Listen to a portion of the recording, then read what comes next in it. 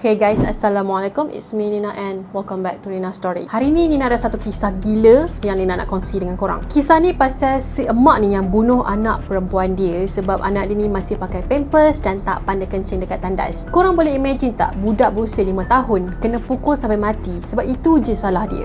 Lepas tu jasad anak dia tadi ni diorang sembunyikan dekat dalam freezer di dapur restoran diorang. Lepas tu diorang buka kedai tu dan berniaga macam biasa. Dalam freezer tadi tu ada jasad anak diorang yang dah tak bernyawa dan juga makanan-makanan yang lain yang diorang akan serve dekat customer. Apa perasaan korang kalau korang pergi makan dekat kedai tu, lepas tu tiba-tiba kecoh dekat berita yang korang pernah pergi makan dekat kedai tu pada hari kejadian? Nak pula bila korang tahu makanan yang korang order tu mungkin macam chicken chop ke, lamb chop ke, dan sasahlah benda tu diambil daripada freezer kan, dan dalam freezer tu ada mayat budak. Serius, cerita ni memang sangat gila. Jadi korang kena tengok video Nina sampai habis kalau korang nak tahu apa yang dah terjadi. So without wasting any time, let's get started.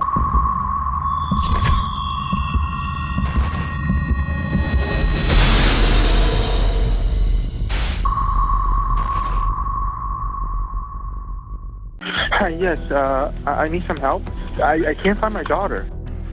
Pada 9 Januari tahun 2017, lebih kurang pada pukul 9 malam macam tu, polis telah menerima call daripada seorang lelaki yang bernama Liang Zhao. Jadi dia minta polis ni untuk carikan anak perempuan dia berusia 5 tahun yang bernama Ashley dikatakan telah pun hilang dari restoran. Dia pun explain lah pada hari kejadian tu, pada waktu tengah hari dia baru je balik ambil anak sulung dia yang berusia 6 tahun bernama Jojo dari sekolah. Lepas dia ambil anak dia dekat sekolah, dia terus balik ke restoran dan masa ni dia kata dia masih lagi nampak anak dia si Ashley ni tengah tidur dekat atas katil. Beberapa jam lepas tu, dia kata dia dah tak nampak si Ashley ni dan isteri dia pun tak nampak juga. Jadi polis pun tanyalah si Liang ni, awak ada tak syak sesiapa dekat sana yang ambil anak perempuan awak? Tapi Liang cakap dekat dapur restoran dorang hanya dia dengan isteri dia yang buat kerja dekat situ, yang masak-masak dekat situ. Jadi tak ada orang luar. Jadi Liang ni memang tak tahulah ke mana anak dia menghilang dan siapa yang ambil anak dia. Tapi Liang ada juga cakap dengan polis, maybe anak perempuan dia ni telah merayau keluar dan telah hilang pada masa tu. Esok tu polis telah mengeluarkan amaran tentang pasal kehilangan Ashley ni di seluruh negeri Ohio. Pada masa yang sama, polis juga telah soal siasat dan telah mengambil keterangan daripada Liang dan juga isteri dia yang bernama Ming Ming Chen. Tapi Nina berkatalah yang polis Ohio masa tu agak cekap juga, agak cepat buat kerja, sebabnya selepas beberapa jam diorang menyiasat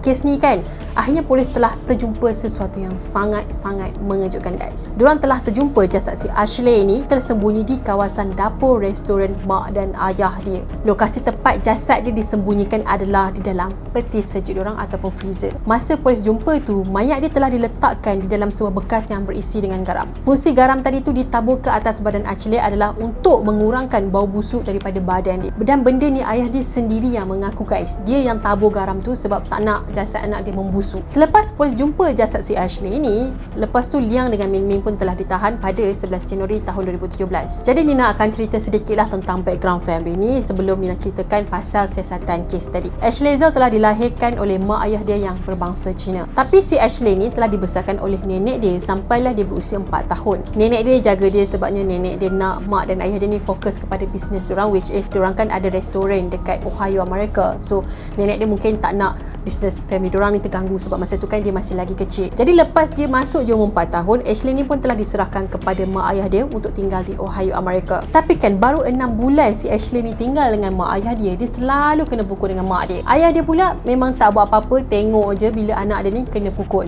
Bagi dia normal lah budak-budak ni kena pukul, mungkin sebab nakal, tak nak dengar cakap kan. Kalau ikut cerita Liang, si Ashley ni memang selalu kena pukul dengan Ming Ming sebabnya si Ashley ni dia tak pandai kencing dekat tandas. Kalau dia rasa nak kencing ataupun berak, dia akan terus buang je kat situ. So that's why lah si Ming Ming ni memang mengamuk sakan lah. Ming Ming ni juga selalu mengadu dekat suami dia pasal si anak dorang yang kecil ni lah tak pandai lagi nak kencing dekat dalam tandas, lepas tu kena pakai pampers selalu. So benda tu macam menyusahkan dia. Masa dia dijaga oleh nenek dia memang tak pernah ajar si Ashley ni untuk kencing dekat tandas. So that's why lah dia memang bergantung kepada pampers. Lepas tu yang membuatkan mak dia ni terlalu frust sangat ialah diorang kan dah jaga dia selama 6 bulan tapi diorang masih tak berjaya untuk train si Ashley ni untuk kencing ataupun beraklah dekat tandas. Mak dia ni pula kalau pukul si anak dia ni bukannya pukul yang macam sikit-sikit je, tapi dia memang pukul macam anak dia ni adalah seorang kriminal. Sampailah pada hari kejadian tu si Ashley ni kena pukul teruk dengan mak dia dekat rumah sebabnya dia kencing di merata-rata tempat. Jadi Ming Ming yang mudah barang ni pun pukul lah anak dia berkali-kali, dia hentak kepala anak dia dekat lantai berkali-kali juga, dan lepas tu dia tumbuk muka si Ashley. Masa dia tengah pukul tu kan, tiba-tiba anak dia ni tercungak-cungak macam susah nak bernafas, dan kemudian budak tu muntah. Jadi mak dia pun bawalah si Ashley ni ke tandas untuk bersihkan dia. Masa ni dikatakan si Ashley ni telah keluarkan bunyi yang kuat daripada mulut dia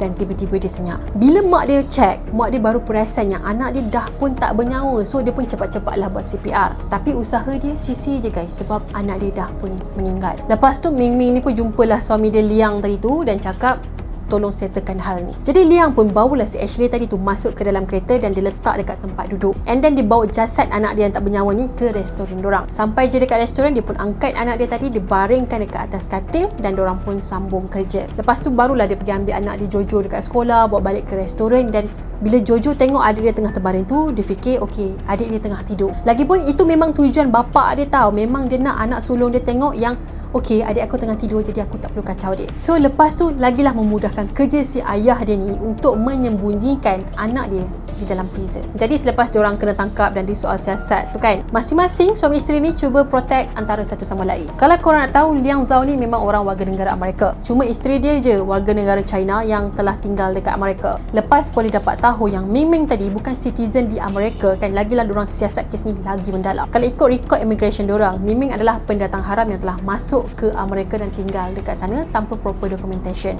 Jadi Ming Ming ni dah tinggal dekat Amerika ni sejak dia masih lagi remaja tau. So Liang ni dah mula risau tau, sebabnya status immigration isteri dia dah pun terkantoi. Dia memang tak sangka langsung yang polis Ohio akan siasat kes ni dengan mendalam dan teliti, terutamanya melibatkan kehilangan seorang kanak-kanak. Part yang bagi Nina sangat mind-blowing tu sebabnya Liang sendiri yang kebumikan ataupun sembunyikan anak dia dalam freezer semata-mata nak protect ataupun lindung status immigration isteri. Disimpan jasad Ashley tadi ke dalam freezer selepas diorang melayan pelanggan diorang yang terakhir, iaitu sebelum diorang tutup kedai. Maksudnya selepas si Ashley ni meninggal, diorang buka kedai dan berniaga macam biasa tau. Kalau korang masih lagi tak faham kan macam mana cerita dia kan, okay, Nina explain lebih ringkas sikit, okay? Macam yang Nina cerita tadi kan, bini dia masuk ke Amerika ni sebagai pendatang haram. Lepas tu masalah muncul bila si bini dia tadi ni pukul anak diorang sampai mati.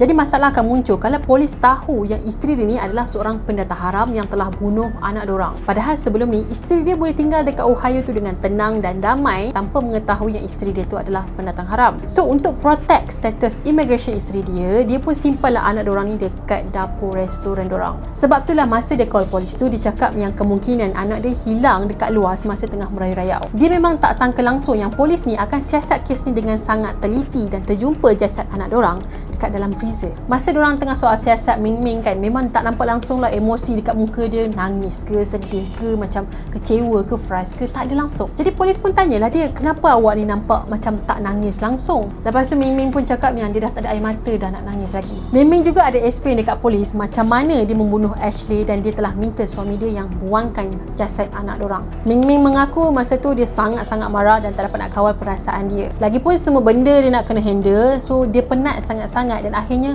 Ashley lah yang telah menjadi mangsa dia. Polis juga ada tanya dekat Liang apa yang dia akan buat dekat anak dia kalau siasatan ni dihentikan ataupun polis tak cari anak dia lah kan. Dia jawab maybe dia akan bakar jasad anak dia, tanam ataupun buang je dekat laut. Pada 12 Oktober semasa perbicaraan dia dekat mahkamah, Ming Ming memang tak mengaku dia bersalah atas alasan dia tak waras pada hari kejadian. Kemudian pada 29 Disember pula dia telah mengaku bersalah bunuh tanpa sengaja dan telah dijatuhkan hukuman penjara selama 22 tahun. Lepas tu kalau Ming Ming dibebaskan nanti, dia akan terus dihantar pulang ke China sebab ialah dia bukan netizen Amerika kan. Manakala Liang pula telah dijatuhkan hukuman penjara selama 12 tahun di atas kesalahan bersubahat dalam kes ni.